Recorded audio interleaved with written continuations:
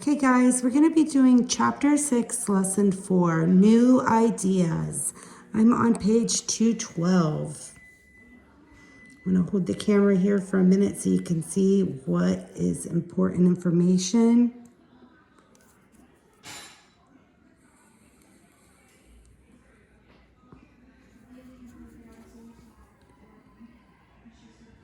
So we're going to start with equal rights. And equal rights is basically that people have the same rights as others. In the early 18 and early 1900s, people all over America started fighting for equal rights. Women wanted the right to work. African Americans wanted their children to have the right to the same schooling as white children. And workers wanted rules to keep them safe. Many of these Americans turned these ideas into laws. Education and new inventions.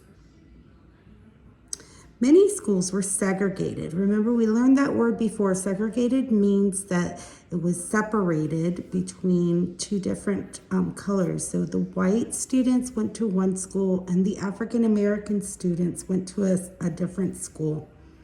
Sometimes no schools were available at all for the African American children. We also learned about Mary Bethune. She opened up a school for African American girls here in Florida. I'm on page 213 and now looking at the important highlighted information.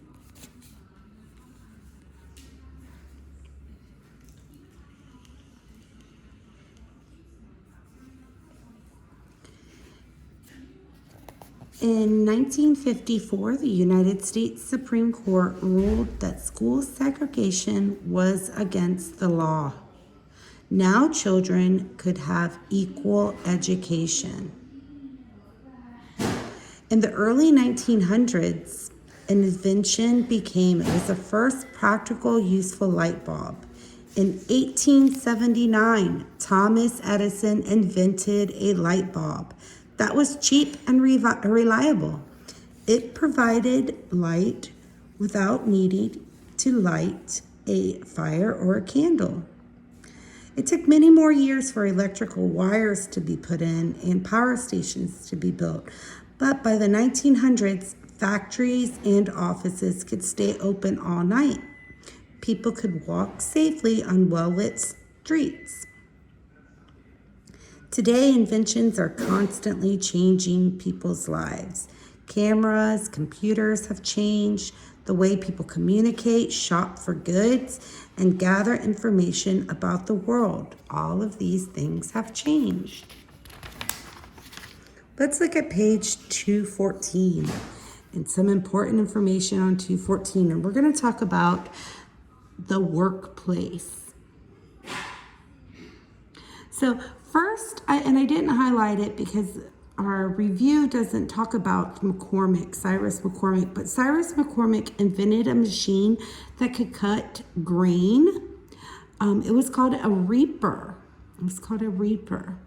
Before that, people used to have to go in and cut crops by hand. This reaper machine made cutting grains faster and easier. Today, machines help farmers plant, plow, and harvest crop. They help farmers use more land and grow more crops. One of the most important inventions in the late 1800s was the automobile, or a car.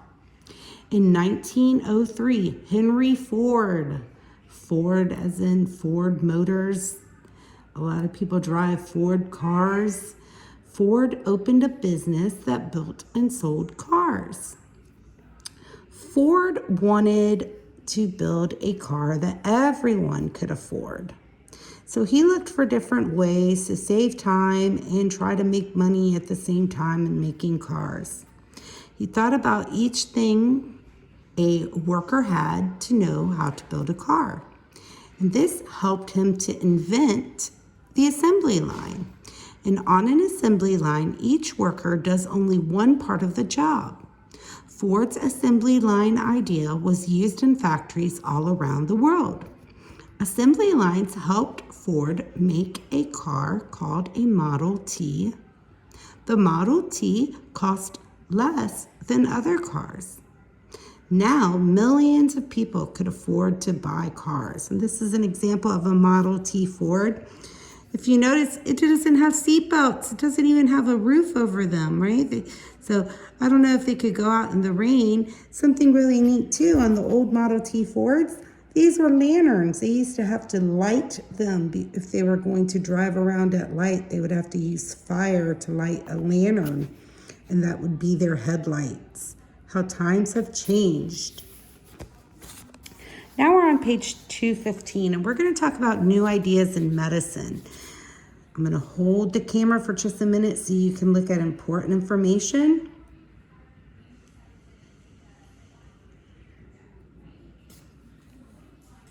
And the reason I thought this was important for us to talk about is with everything that's going on right now with COVID-19, and you may hear that they're trying to find a vaccine for this, and they're trying to find different cures for this. But that's been happening for many years. Back in the 1700s, there was a disease called smallpox, and smallpox killed millions of people, and they had no idea what caused it. In 1796, Edward Jenner found a way to protect people from this terrible disease. He gave them a vaccine made from a very weak virus.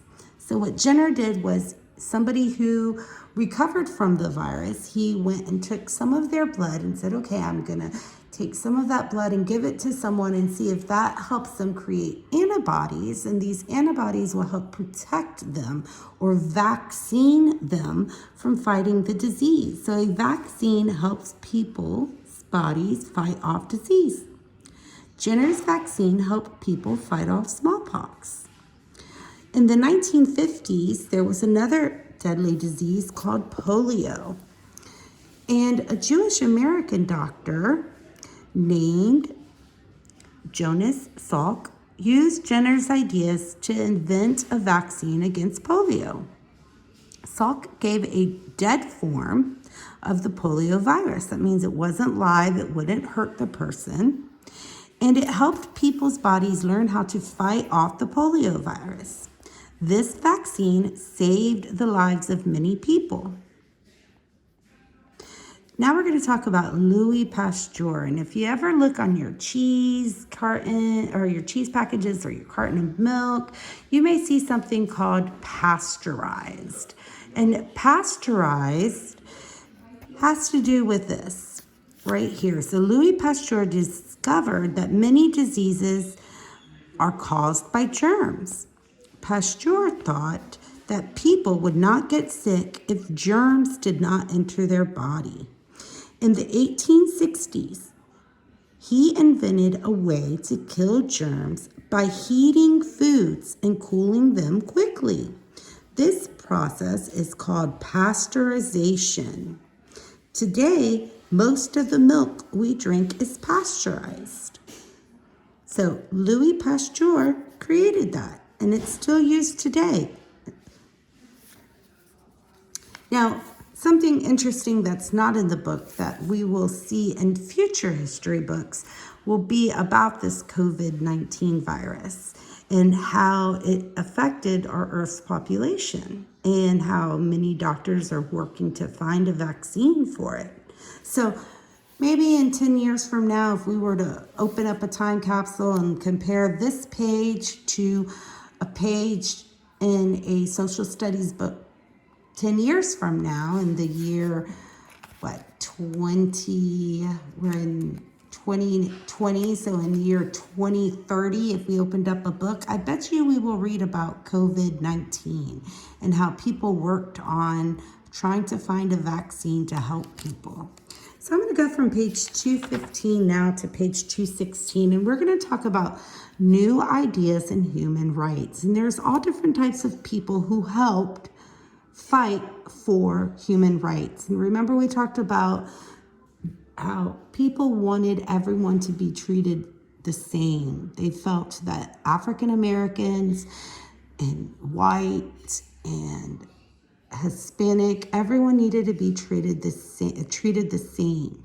So One reason the Civil War was fought was that many people believed slavery was wrong. In our previous chapter, we learned that the southern colonies, that they felt that slavery was okay. It was okay. They were pro-slavery. And up north, they were anti-slavery. But they started the Civil War because they believed that slavery was wrong. And an activist is someone who works hard to make a change happen. Believe it or not, you could be an activist one day. You could find something that you believe in and you could work really hard to make a change. Frederick Douglass, this is a picture of Frederick Douglass. Frederick Douglass escaped slavery, and he taught himself how to read because a lot of enslaved people didn't know how to read. They didn't know how to write, but he taught himself how to read and write, and he became famous for speaking out against slavery. He also printed his own newspaper that would spread the word about African Americans and how they should be free. Harriet Tubman.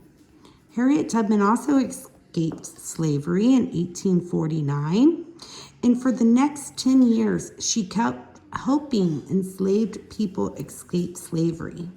By 1860, she freed more than 300 slaves.